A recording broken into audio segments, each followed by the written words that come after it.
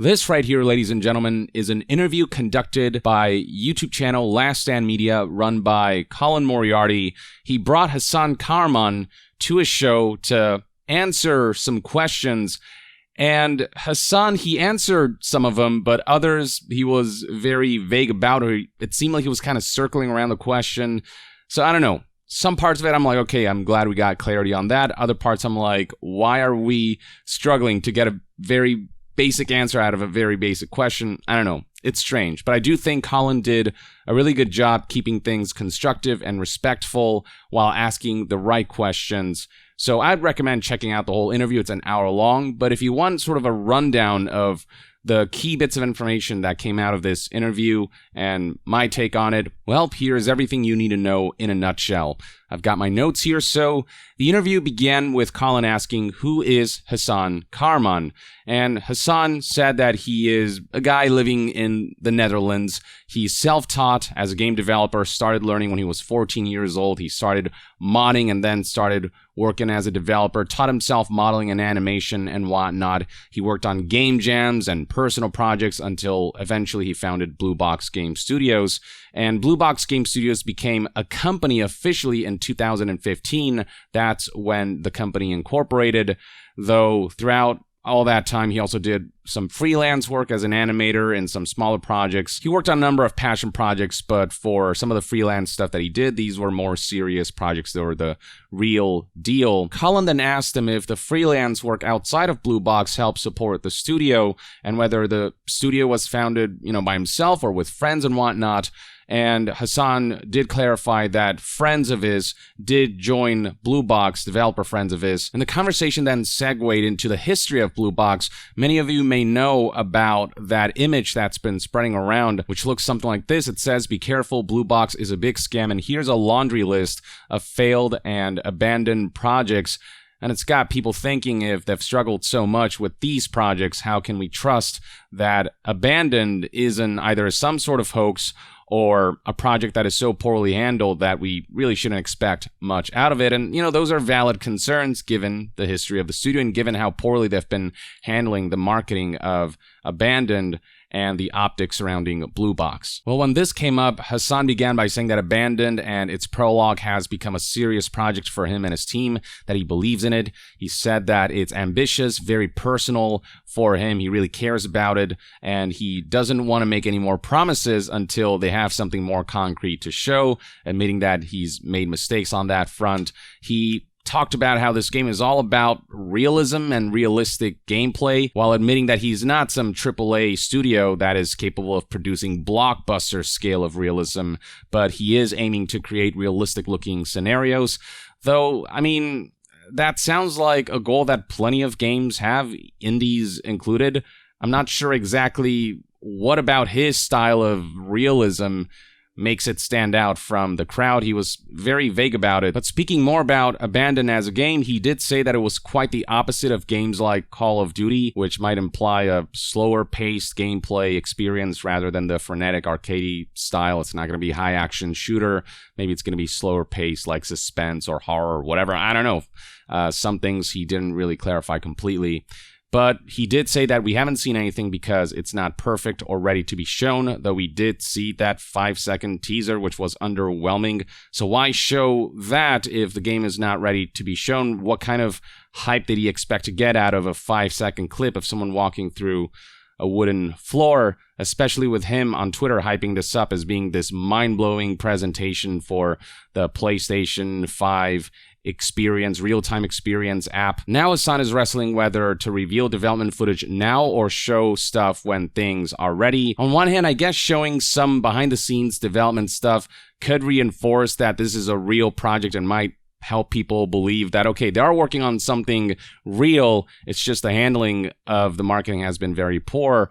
On the other hand, if they don't have something really impressive to show, people might look at what's there now and go, all right, this is clearly just not interesting. This is not Silent Hill. It's not some big hoax. It is a real project, but, it doesn't look all that interesting. I'm going to back out. So, there are pros and cons to both. I would say at this point, you've made such a bad first, second, and third impression that for the fourth impression, you really have to blow people away to reverse optics and opinions surrounding the studio and the game. So I would hold off until you have something really, really impressive looking to show. That's my personal take. Now, Hassan seems to be leaning towards the latter, waiting until showing, but one of the reasons he brought up is that gamers don't care about the development footage of things, which I disagree to an extent. It depends on what's shown, and with Abandon, it's drawn so much curiosity that I think people would probably tune in to check out some development footage, but they do have to show something that is enticing looking enough.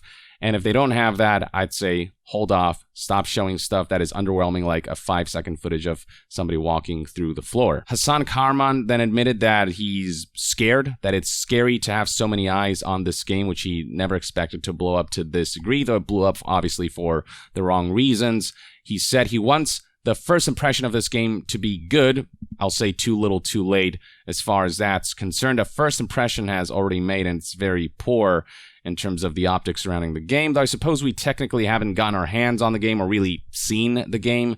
So if at least on that front he can make a good first impression, which is what he should strive for, then maybe there's hope for some kind of reversal and comeback. Hassan then talked about the promised trailer that was supposed to come out for the PlayStation Real-Time Experience app. What happened to that? Hassan said that there were plans to show something, but he didn't really go into detail what went wrong behind the scenes, though he did mention the PlayStation blog that released about Abandoned. He said that that blog was more intended to announce the game rather than announce some kind of release date, except if you look at the blog itself, it actually does state that the game will hit PS5 later this year. There is an actual release window highlighted on the blog post, and surely Hassan Kahraman knew about this. If PlayStation made a mistake by saying that, and that wasn't intended to happen, why didn't Hassan contact PlayStation and change that? To me, it feels like Hassan knew about the fact that this blog announced the release window, and maybe there were plans to release the game by then, but things got clogged up behind the scenes. Things didn't go as expected. He then emphasized that he never thought people would theorize that his game would be Kojima related. He admitted that the game and the real-time experience were announced too soon. He also addressed that tweet where he said first letter S, last letter L, which had people assuming that this might be Silent Hill related, which starts with an S and ends with an L. Hassan says that was purely a coincidence. He didn't expect that tweet to blow up. He didn't expect any sort of association with Silent Hill. Said that it was actually confusing to him when that happened. Look, crazy coincidences can happen. Maybe it is true that for Hassan Kahraman, it was all coincidental and that he really wasn't setting out to kind of flare up Silent Hill rumors by saying first letter S, last letter L. What really got to me was when he released that blurry image of the guy with the eye patch with the title Abandoned in Metal Gear font. That's when, to me, it felt almost intentional, like he was trying to generate even more kind of buzz surrounding the game by essentially hinting at something that looks like it could be Metal Gear related. And I don't know for sure if on his end that was intentional or not, or if it was just another just baffling misstep. But that was the point where I was like, all right, it's starting to feel like this guy is doing this on purpose and he knows exactly what he's doing, and then he's playing the victim. But going back to first letter S, last letter L, he said that the idea was to reveal the full title of the game through the real-time experience app. He said the idea wasn't just to reveal survival, but the whole title name. So maybe that's what first letter S, last letter L was referring to, the word survival, which starts with an S and ends with an L. But yeah, it's just like, why not just reveal the title at this point, the full title? I don't know, like, why do you need to do this whole complicated Kojima levels of convoluted marketing? That works for Kojima because he's Hideo Kojima and he has a proven track record of great games, and he's actually good at this kind of marketing. You, Hassan Kahraman and Blue Box, as an indie studio that's unproven, you can't pull something like this and expect people to not assume it's something bigger or expect people to be hyped about something that they don't know anything about. You have to prove yourself first before you can even attempt that kind of marketing. Colin then asked Hassan Kahraman why PlayStation 5 exclusive, why the real-time app, is Sony involved in any way, shape, or form? Hassan said that the real-time experience app was Blue Box's own idea. That drew a lot of attention because nothing like that has ever really been done before, but when you think about it, it seems almost unnecessary if it's basically just a hub for a real-time playing trailer that, you know, isn't a video file but actually running in game. Like, that's cool on some level. I guess you get lossless video quality, but at the same time, just the trailers that are uploaded online, even if they're compressed, they're good enough that you don't really need the real-time app experience. Hassan also does emphasize that Abandoned is developed independently. Sony has nothing to do with it. They're not funding the game in any way. They're not publishing it. There's no like deal between Sony and the studio, anything like that. Hassan chose to make the game PlayStation exclusive, he says, because he felt it was the right fit and that he's a PlayStation fan, so he wants to release the game on PlayStation, which to me seems like a really shitty choice because you're not only excluding a bunch of people who play on other platforms, but you're limiting your market. You're this unproven indie developer who needs to sell as many copies as possible, and if Sony isn't really funding you, or if there isn't any good reason to go exclusive, why on earth would you intentionally limit your audience if you're not getting any benefits from that, if you're not getting any, deals where you get a bit of money for that exclusivity? As for what the inspiration was behind the real-time experience, Hassan said that he wanted to show pieces of the game in real time, saying that PS5's minimal loading times allowed for this, says that it's not possible on PlayStation 4 because loading times are longer. I don't think that's a real thing. Sure, maybe you have to wait a little bit for the trailers on the real-time experience to load on PS4. I'm sure they load faster on PS5, but I don't know why such a thing wouldn't be possible on PlayStation 4, sans having to wait a little longer for each piece of the game of the real-time trailer to load. But ultimately, he said that the real-time experience was ultimately about releasing trailers, but doing it in a new way. But don't just be different for the sake of being different. Ask yourself, is being different the way I'm trying to be different actually a better way to be different, or am I overcomplicating things for no reason? And then on that topic, he concluded by saying that ultimately it's a shame that Blue Box hasn't been able to update the real-time experience app properly. Cullen then asked for a comment on allegations that Abandoned has been using Unreal Engine assets rather than unique assets. Hassan did admit that the forest shown in that Abandoned trailer is in fact using Unreal assets. That's the forest shown here in this screenshot of that announcement trailer. He said that those are placeholders that are there for development purposes, there as a template and starting point to create their assets and systems in a realistic way. But I understand behind the scenes using these pre-made assets for development purposes, but why show that in an announcement trailer? Why show your game in such an incomplete state that it's using pre-made assets, thereby making a very poor impression? Again, it's just baffling the depths to which marketing is so mishandled with this project. Hassan does insist that the forest ultimately wasn't intended to be included in the final game, but right after he does say at first they did consider just using the Unreal assets because the trees look really good, before the community told them, don't do that because it's just going to make this game seem like an asset flip. All of this just creates the impression that the folks at Blue Box working on Abandoned, they're taking all these shortcuts, and it just makes it feel like this is going to be a cheap game. Though if they've changed their mind about that and are going to create their own assets and properly make their own unique game from here on out, then maybe there's hope. But just all of these initial plans just don't sound particularly confidence-inspiring. Now, he does say that he's using metahumans on Unreal to create human models.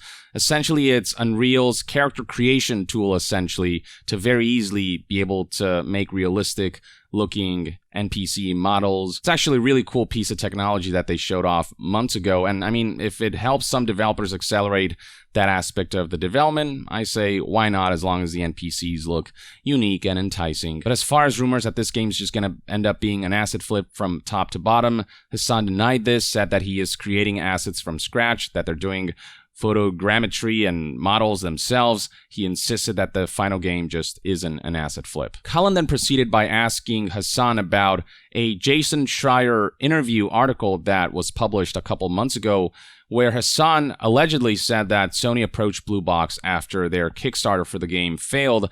Hassan insisted that it's not what he actually said and that that quote or that part of the article isn't accurate. He said that Blue Box approached Sony for development kits and whatnot, but not to fund the game. Now, if PlayStation isn't funding the game, the question then becomes who is? Is it self-funded? Are there other companies or publishers approaching him with deals? Cullen noted how in that Jason Schreier Bloomberg interview, Hassan said that more than 50 people are working on the game and that Blue Box is outsourcing to 6 or 7 companies, 2 of which are Noir Studio and Decagon Studio, which are expensive and well-known and veteran, well-established. So the question becomes, how are you able to afford outsourcing to these very prominent, very expensive art studios? Hassan's response began by saying that motion capture these days is pretty affordable, and he is apparently using motion capture for NPC animations in this game. Now, as far as funding goes, Hassan Kahraman did say that Abandoned did initially have a publisher who were focused strictly on helping fund the physical release of the game, but after the whole fiasco with the app, the publisher lost confidence in Blue Box and just didn't feel confident in maintaining that relationship, and ultimately that publisher cut ties with Blue Box. So the game allegedly is now being funded by Hassan Kahraman's own savings. As for outsourcing to all of these other art studios, he said that they did make some assets for Blue Box, but the outsourcing got sidetracked by the publisher pulling out. So I guess with the loss of those funds, they're not outsourcing to Noir and all of these other prominent art studios anymore, is I believe what he's trying to say. Colin then asked this question: how much money have you put into this game? Hassan didn't want to say much on this front, despite Colin's insistence that this is the first time he's seen a game announced and just not hearing much at all about the budget of the game. Hassan said that he's put about $30,000 into Abandoned, and when asked whether that's the total budget so far, Hassan clarified that that's only for external artwork, but he didn't make a single clarification about the total budget of the game, about the internal budget of the game, and just exactly how much has been put into this game and how much is planned to be put into this game. And without that kind of clarification, it's hard to gauge the scale of this title, whether, it has a healthy enough budget that we can be hopeful for it, or if we can expect it to kind of crumble. And I find it kind of suspicious that he's being so tight about that information, which could offer a decent amount of insight about this project. It just feels like maybe he's trying to hide something, but I'm just speculating on that front. Hassan said that this is sensitive information, a sensitive topic. So I don't know why exactly. Maybe he has his reasons, but, given the current optics surrounding the game and the studio, I think if he had some impressive numbers to share, he would have shared those. I think he's just trying to keep that kind of close to his chest because he's afraid of the perception that might generate, is the vibe that I'm personally getting from that. But again, I'm just speculating. Colin then brought up the quote from the Jason Schreier Bloomberg article, again, how Blue Box claimed to have a team of more than 50 people working on the game. That's a lot of salaries that would amount to, millions of dollars total throughout the game's entire development lifespan. When asked about that, Hassan said that 50 people is not just the Blue Box team, that number includes outsourcing as well. Colin then once again brings up Noir, the art studio that Hassan Kahraman and Blue Box outsourced to for Abandoned, bringing up how they're so prominent that they've worked on games like Halo, Control, Returnal, New World, a number of multi-million-dollar contracts. And there's just confusion surrounding how Blue Box could afford to hire Noir and 6 other studios when Noir alone is expensive and prominent enough that you'd have to spend quite a bit of money to get them to help you out on certain projects. Well, Hassan responded by saying that initially he had 6 studios that he outsourced to or planned to outsource to, but then that became too expensive, so Blue Box held back on that front.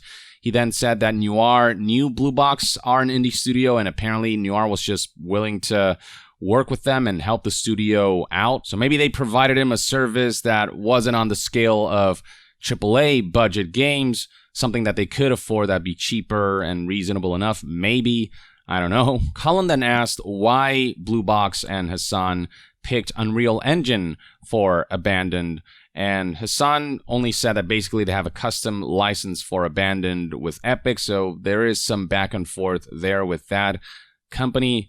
Hopefully we're not looking at an Epic exclusivity type of situation. That would be bad. Again, just further limiting your audience for a game that isn't a known quantity.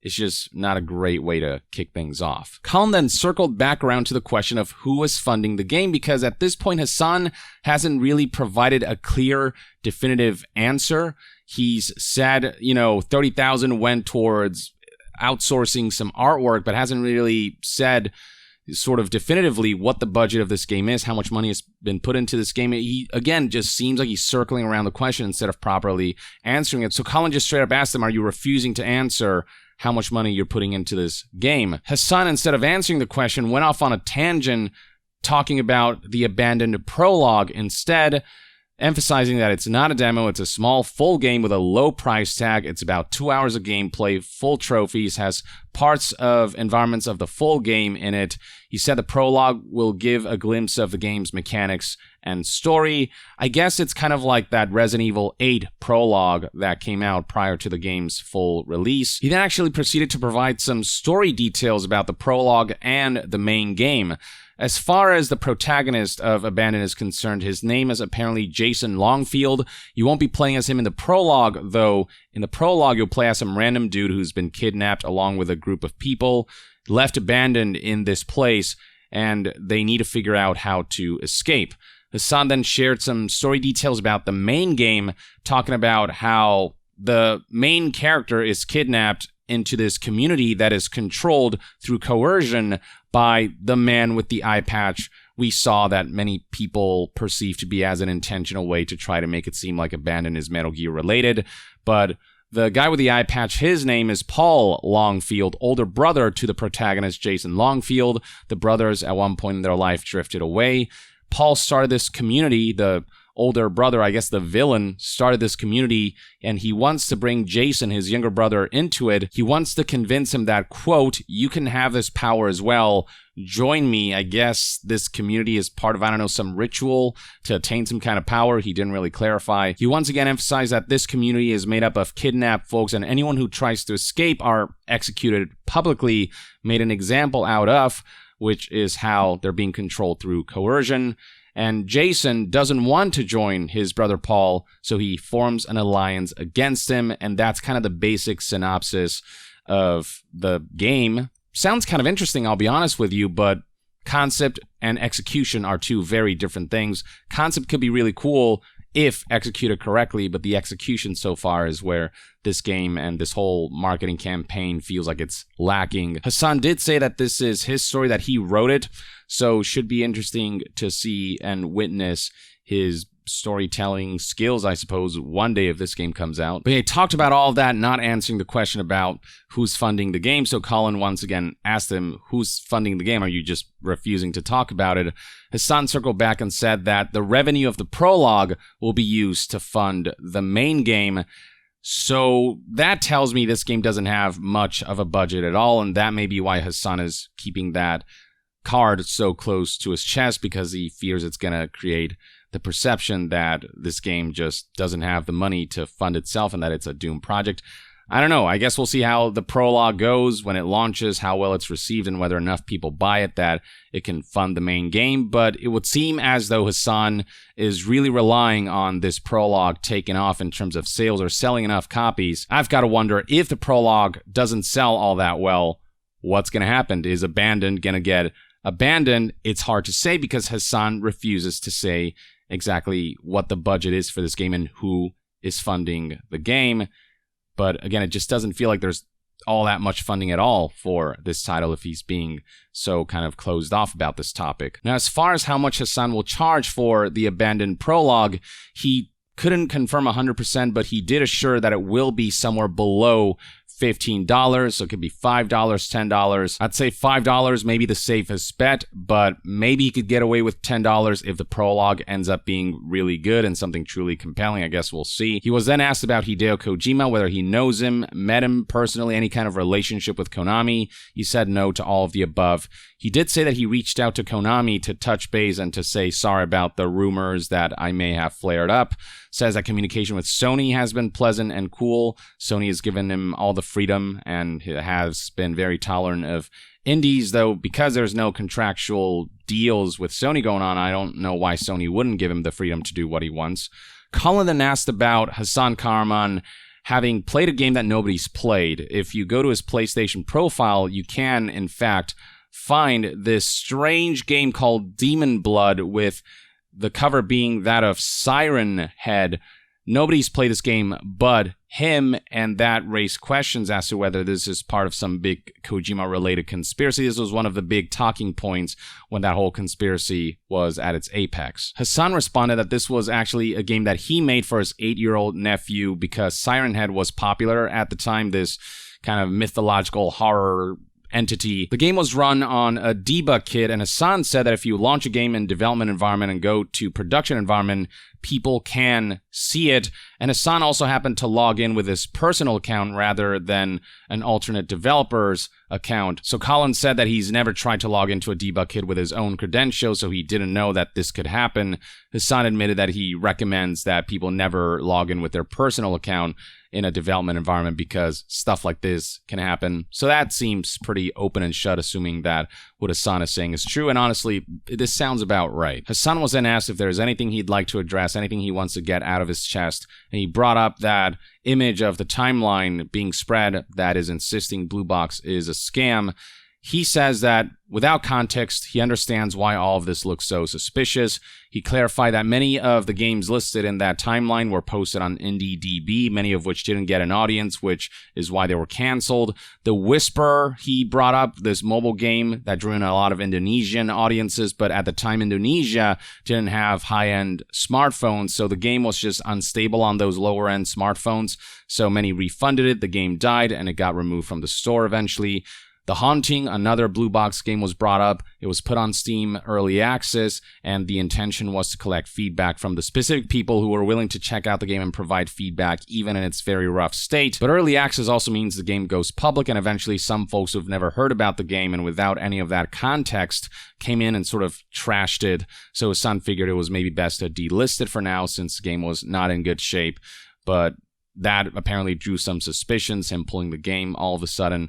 Eventually, The Haunting was handed off to another developer, friends of Hassan's. They're working on the game in their spare time, and it'll be free of charge when it launches, apparently. It's still in the works. As for the people who did buy The Haunting before it became a free game and didn't refund it, he said that they're eligible to receive a free copy of Abandon on PC or PlayStation 5, and said that on that front, Hassan is willing to pay out of his own pocket. Colin then brought up the recently deleted tweets that flared up rumors that Abandon might have been canceled, which led to Blue Box releasing their own statement saying, no, those rumors are false. We're not canceling the game. We just decided to delete some tweets that had old information. Colin asked, and I think he framed this very well, why has it been so difficult to stay out of your own way? Why delete the tweets? Why draw more attention to yourself? Hassan just said, we felt it was old information that weren't relevant, that were outdated. We thought that deleting it would be fine. And he said, admittedly, that was a mistake. He said that I'm not experienced in marketing, and while some of this stuff might seem like common sense to some folks, for him, it wasn't, and he just made an honest-to-goodness mistake. That's how he framed it. Colin asked him, have you since hired, some kind of PR department or someone who can handle marketing? Because clearly Hassan isn't equipped for that. Hassan said he eventually wants to hire someone internally to be in charge of that. Potentially after the prologue is out, I guess he wants to see how much the prologue sells and how much money they can rake in. Again, that just tells me that there's not much of a budget for this game and that they're really relying on this prologue to sell well. I have a feeling that if the prologue comes out, doesn't sell well, and Hassan can't manage to find some kind of publisher to help out with this project, Abandon may end up being abandoned. It may not be able to get funded enough, but this is all me just speculating based on what we know and how Hassan is presenting information and how he's presenting himself. Colin then asked, can you name anyone on the team? Because Hassan insists that there is a team working on this game, but we only really know about Hassan. We don't know any other developers at Blue Box. Hassan said that he didn't want to reveal that information because of the public scrutiny. He didn't want the team members to face that, especially considering that so much of his team is comprised of his friends. He doesn't want backlash to bleed into their lives. He said that Blue Box has been facing a lot of threats, which doesn't help, is not healthy. He said that he will file police reports for these, which absolutely is the right thing to do, and I do support him on that front. Frustrations surrounding Hassan, Kahraman, Blue Box, and Abandon are completely understandable, but devolving to death threats and these horrible actions and words, like, that's just not going to help anyone. It's just not going to help resolve anything. That's just going to poison the well of this conversation and discussion. Colin did ask Hassan if he could privately get in touch with team members just to confirm that there is a team at all. Hassan agreed that he will ask his team members to see if that's okay and get in touch with Colin. Curious to see if that will develop down the line. The interview finally concluded with Hassan giving a closing statement of sorts, where he emphasized that his intentions aren't malicious, he just wants to come clean. He gets why people feel the way they do. He admits that he screwed up and that he made false promises and missed deadlines. At the same time, he asked people to keep in mind that at the end of the day, this is just a video game and that some people are going way over the line in terms of how they're communicating with Blue Box.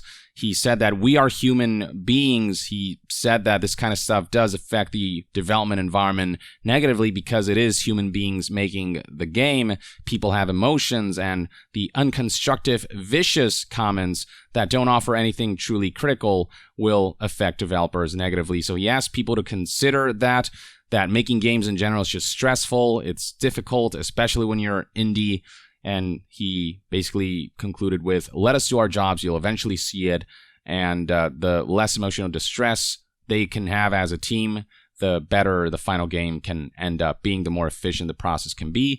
And I'd say that closing statement on that front in terms of the kind of vicious attacks that Blue Box has been receiving, I would 100% agree, and I would say that what Hassan said at the end there was completely reasonable, as long as Hassan keeps in mind just how frustrating him, Blue Box, and this whole abandoned project has been, just how poorly he's handled marketing and communication. I hope that's something he can reflect on and never repeat those mistakes again. Because at the end of the day, you're selling a product that people are going to pay money for, and there comes a responsibility with that, one that so far feels like Hassan hasn't been taking seriously enough. Hopefully with everything that's happened, and with everything he's admitted to here, saying, yep, I messed up, which is, a good thing, and is the first step towards recovery, he can, from here on out, just carry himself with just more competency when it comes to communication. But I suppose only time will tell. This is everything you need to know about the information that yielded from Colin Moriarty's interview with